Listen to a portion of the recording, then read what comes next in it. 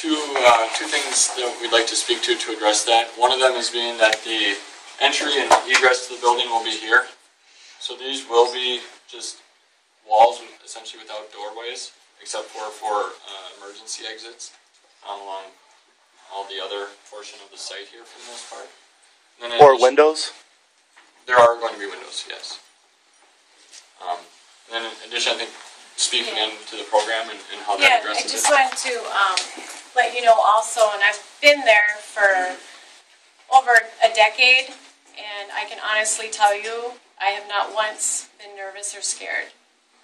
I can also tell you... Man, I lived there for 10 years, over a decade, and I'm scared in my own neighborhood. Sure. I was born on Glenwood and Penn. I've been here 60 years, so I do have a little bit of history. Sure.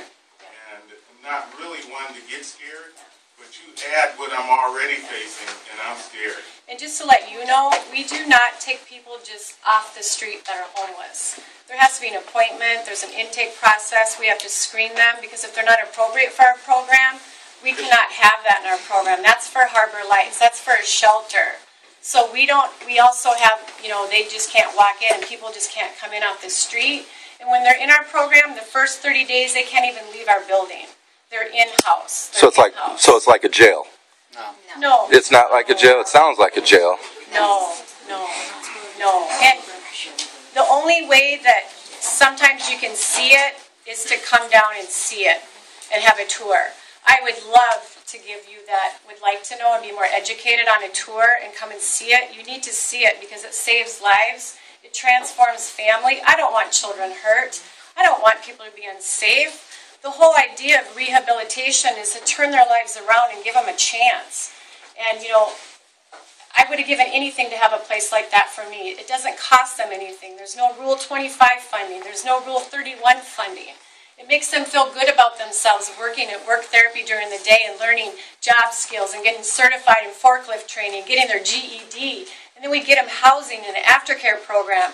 We get them connected with mentors and churches. And we have testimonies. And Mother Yates, who teaches our Bible study on Monday nights for years and years. It's volunteers. How many years, Mother Yates? 24 years. Do you want to share a little bit? Are we going to have enough time for everybody to talk?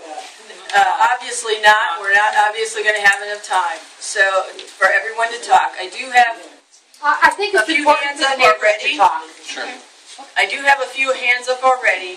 So, Mother I'll Yates, just say a word. can you just say Just from your say a word. chair right Yes, there? I been there at Salvation for 24 years, teaching the Christian Living class, and it's a wonderful place. Wonderful. Thank you. Susan is next. I see Miss Miller, and then the lady behind you, sir. That's all right. And then we'll go here.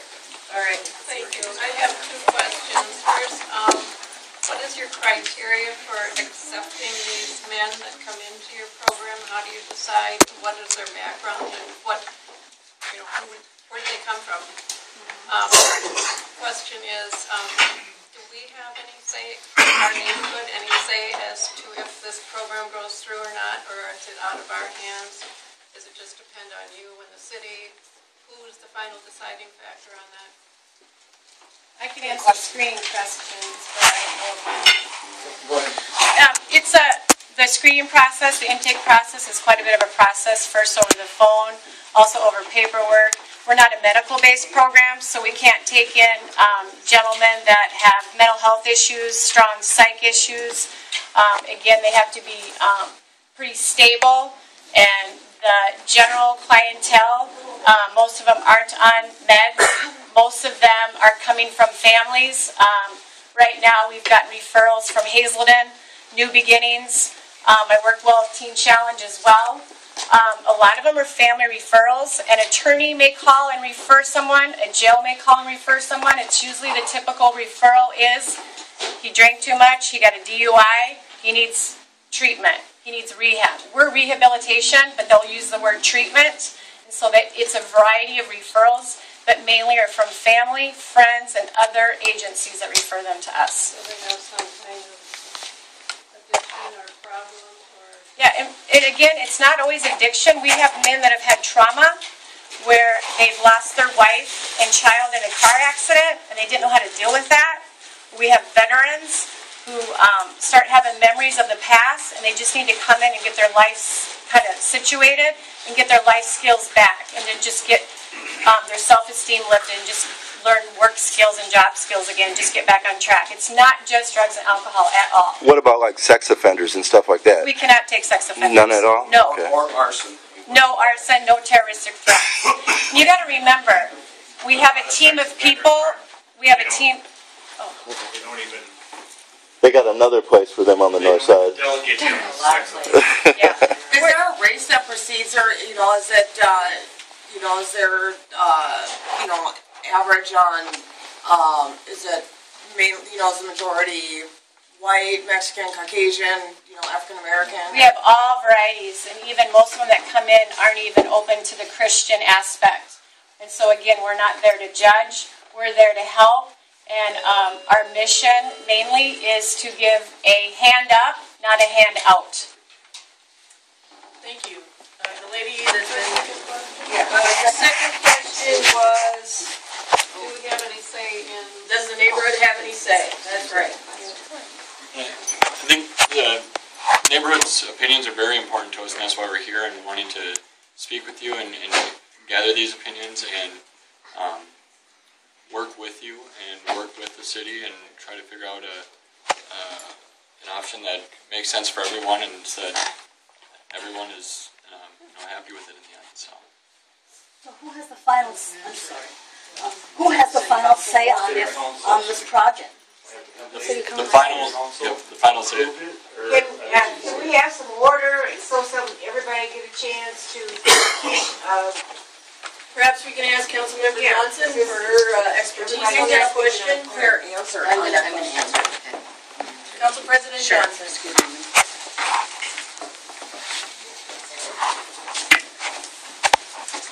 It's great to see everybody tonight. Barb Johnson, Minneapolis City Council. And the city, Susan, the City Council will be the ultimate decider.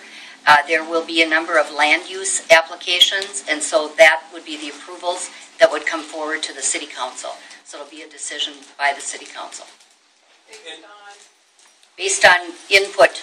Their Salvation Army is doing exactly what I asked them to do, which is meet with the community. And so that's why they're here tonight, to listen to people's concerns, and then we'll make a decision. When can we expect that decision?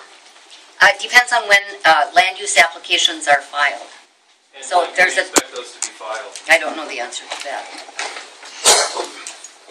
How does this play into any plans that Lyndale Neighborhood Association has already submitted for development along Lyndale Avenue? Can there be any moratorium on development and a small use plan be considered?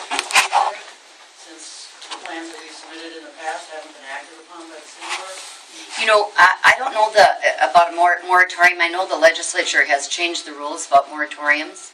But certainly you could request, a small area plan. That would be fine. And as your input, I'd encourage you to think about doing that. Thank you. Okay? Thank you. Yes, miss. My name's Alicia, and I know that, a lot of people's personal opinions, as they're looking in to the Salvation Army, misconceptions as though they may be, it's still going to compound how people see North Minneapolis as a whole. My problem is that I love being a resident of the North Side. I love the North Side. I love the people of the North Side. But every time I see the North Side on the media, it's nothing that I love about it. And we don't deserve all of that. We have artists here. We have business people here. We have plenty of people here with lots of good ideas of what can be done with that property to draw us together with each other. And it seems like every opportunity that there is, the city just focuses the poverty and the problems on the North Side as if we're a rug and they're sweeping the dirt under us. And we deserve way better than that. So, Mereen Johnson is a historically important building. That's correct, as is that area. The community needs more time and more input, as we've all clearly decided that we want.